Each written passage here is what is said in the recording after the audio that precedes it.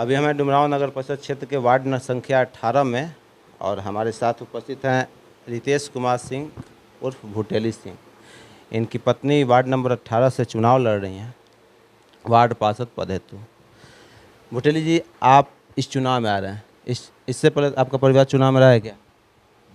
सबसे पहले तो मैं अपने वार्ड के सभी सम्मानित जनता को नमस्कार करना चाहूँगा, आपको भी नमस्कार करना चाहूँगा।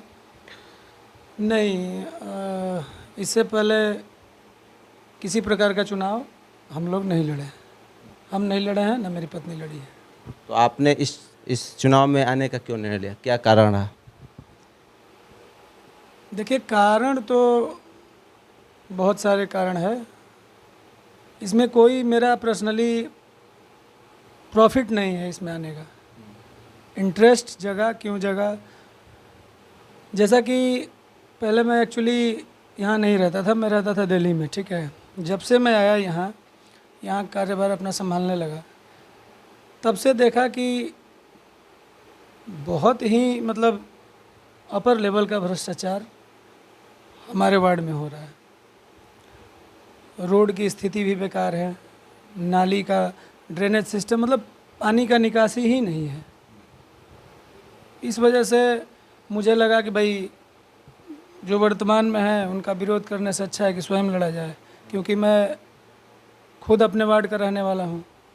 और हमारे वार्ड में हमने बहुत मतलब 2-3 चुनाव से ये चीज़ सामने आया है कि किसी का भी मर्जी, किसी भी वार्ड का कोई भी आके चुनाव लड़ने लगता है। तो इस वजह से हमने डिसाइड करा कि भाई चलो ठीक है, कहीं से भी कोई आके लड़ जा रहा है, कोई अपने वार्ड का तो है नहीं, जीतने के बाद वही स्थिति फिर से दोबारा बनी रहेगी। इसलिए मैंने डिसाइड किया कि एक बार जनता के सामने ये बात रखी जाए कि भाई मैं आपके वार्ड का हूँ, लड़ना चाह रहा हूँ, विकास करना चाह रहा हूँ। यही सोच के मैं चुनावी मैदान में आया। आपके लिए इस चुनाव के मुख्य मुद्दे क्या हैं? देखिए, मुख्य मुद्दे, देखिए सर्वप्रथम तो यहाँ पानी का निकासी करना है, क्योंकि नली सड़क ये सब तभी सही है कि चलिए नाली तो हम बना देंगे या जो भी, पानी का निकासी कैसे करेंगे, तो वो प्लान मेरे दिमाग में है। कैसे करेंगे वो मैं अभी अब डिस्कस नहीं करना चाह रहा हूँ। मेरे दिमाग में है प्लान कि कहाँ से। चलिए देखिए, ड्रेनेज सिस्टम है, जो भी है पानी निकालने का जो भी है, तो थोड़ा थोड़ा भी करके हो सकता है, ये नहीं कि एक बार में ही पूरा निकले, बट कुछ भी तो होना चाहिए, कुछ तो होना चाहिए ना। यह है प्लान, सबसे बड़ा मुद्दा यही है। दूसरा है कि रोड सही होना चाहिए, सफाई होनी चाहिए, लाइट होनी चाहिए सड़कों पे। देखिए, हमारी जो ये सोसाइटी है, जो वार्ड है हमारा, ये बहुत ही खूबसूरत वार्ड है, ठीक है।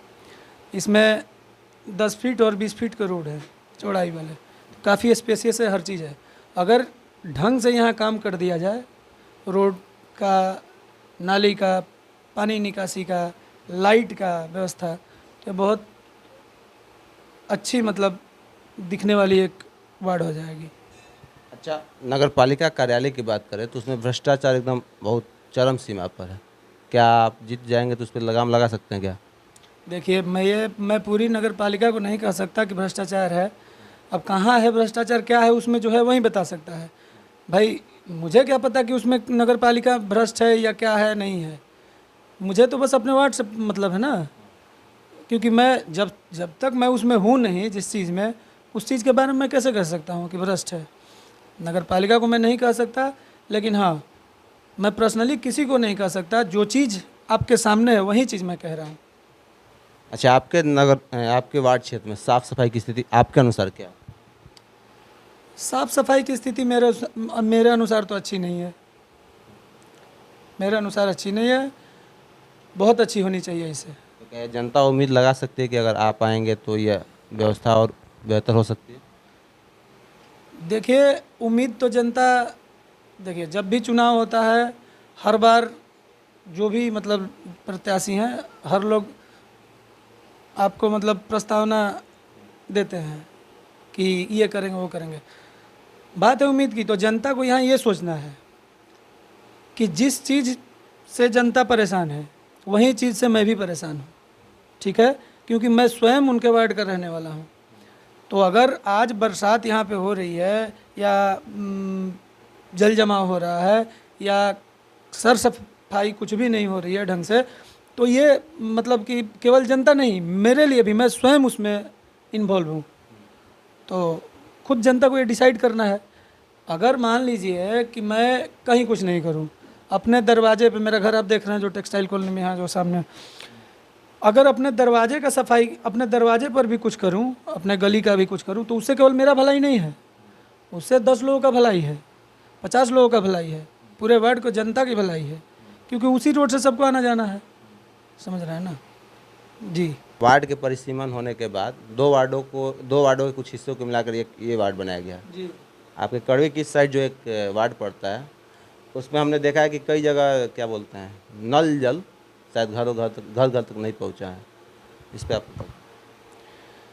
देखिए, ये मेरी खुशकिस्मती है कि ये 3 नंबर वार्ड का कुछ हिस्सा हमारे वार्ड से जुड़ गया।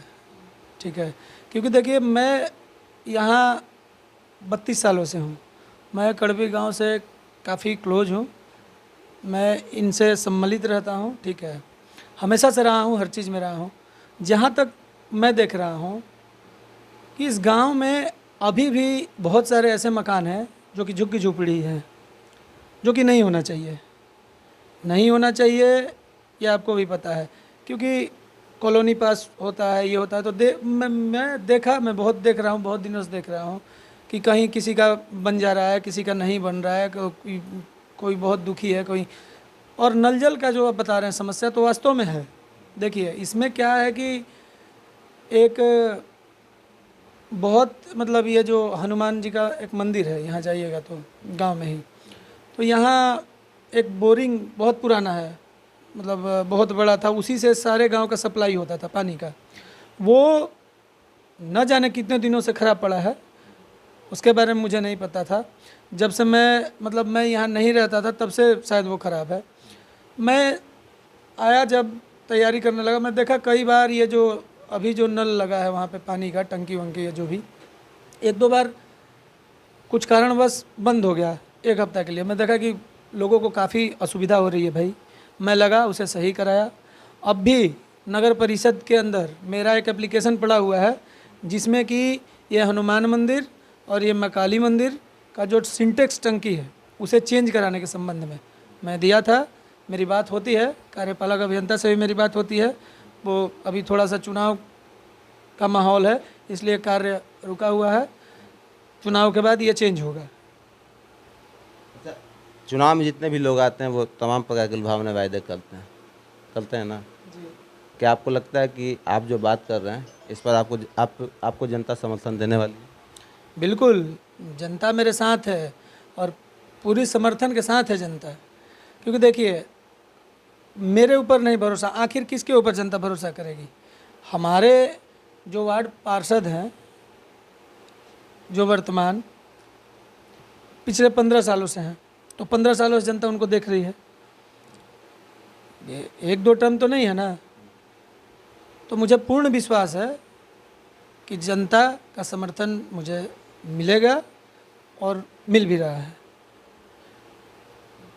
अच्छा, एक आखिरी में जनता से क्या अपील करेंगे आप? देखिए, जनता से मेरी यही अपील रहेगी, मेरी यही विनती रहेगी कि सही चुने, सच चुने, जो कार्य कर सके, जो कर्मठ हैं, शिक्षित चुने। क्योंकि देखिए अभी चुनाव है, जब भी चुनाव होता है सभी नेता लोग जो भी हैं हर एक जनता के पास एक नहीं 10 बार जाते हैं कि आप मुझे वोट दीजिए, ये कीजिए। लेकिन जनता को ये सोचना है कि उनका एक वोट नहीं है, वो 5 साल के लिए अपना मुखिया चुन रहे हैं। ठीक है, और अभी हम लोग जा रहे हैं उनके पास, हकीकत यही है। देखिए हम भी जा रहे हैं, लेकिन चुनाव के बाद अगर मैं जीतता हूं तो मेरे पास उन्हें 5 साल तक आना है ना काम कराने के लिए। तो मेरी यही अपील है कि आप ऐसा चुनें जो आपके घर का रहने वाला हो, जो आपके वार्ड का रहने वाला हो, जो कर्मठ हो और जो कार्य कर सके। धन्यवाद।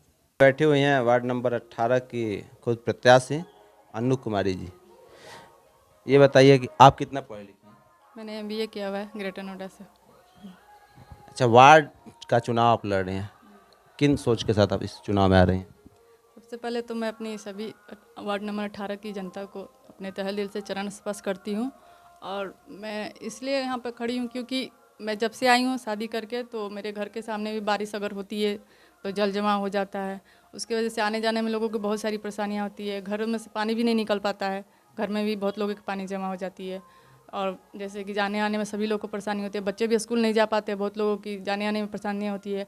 और जल जमाव के कारण बहुत सारे मतलब मच्छर, गंदगी, ये सब के कारण भी बहुत सारी बीमारियों से भी लोग प्रभावित हो जाते हैं, बच्चे भी प्रभावित होते हैं। इन सब ये मतलब यही सब जो समस्या है, इसी सब चीज़ को देखती आ रही थी। जब से आई थी मैं देख रही थी, तो कोई इसका समाधान मतलब अब तक नहीं हो पा रहा था। तो यही सब सोच के मैं आज यहाँ खड़ी हूँ और अपने लोगों के लिए खड़ी हूँ, बस यही मेरा उम्मीद है। अच्छा, अक्सर जितने भी खासकर डुमरांव क्षेत्र में जितने भी महिला आरक्षित सीटें हैं, उन पर जितने भी प्रत्याशी लोग हैं, अधिकांश को देखा जाए तो वो खुद चुनाव नहीं लड़ रहे हैं, बस अपने पति, भाई या पिता जिसके भी चलते वो मात्र एक मुखौटा बनकर है। आप इस क्षेत्र में क्या मुखौटा है या आपके पास आप खुद आएंगे? नहीं, मैं खुद आऊँगी। मैं पर्सनली सबके लिए घूम रही हूँ, मैं सबको घर पे जा रही हूँ, मैं खुद घूम रही हूँ, मैं खुद इस चीज़ को मैं देख रही हूँ। कहीं नहीं, मुझे काम करना है लोगों के लिए एकदम। मैं क्योंकि मैं खुद एक औरत हूँ और सभी जो भी औरत को देखती हूँ काम करते, जो भी परेशानियाँ होती है मैं खुद झेल चुकी हूँ। तो मुझे लगता है कि नहीं, मैं खुद उस चीज़ को जाके देखूँगी, सब उसके लिए मैं खुद काम करूँगी।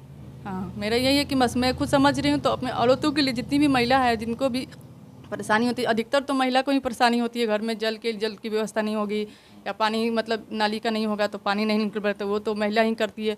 तो इसलिए पर्सनली मुझे ये लगता है कि नहीं है, महिला के लिए मैं खुद उनके लिए जाके खुद काम करूँगी।